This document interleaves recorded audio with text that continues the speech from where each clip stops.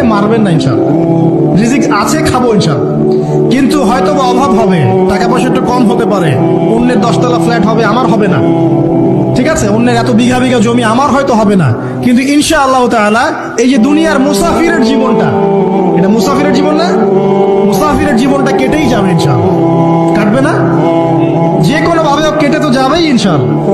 এই যে পরকালের জীবনটা একটা চেতনার শক্তি, জানেন, দুনিয়াতে যত বাধা বিপত্তি আসুক, গাল মন্দ খান, গিবত তহমত খান, কষ্ট হোক, নির্যাতন হোক, একটা বিষয় মনের মধ্যে শান্তি দেয়। কি শান্তি?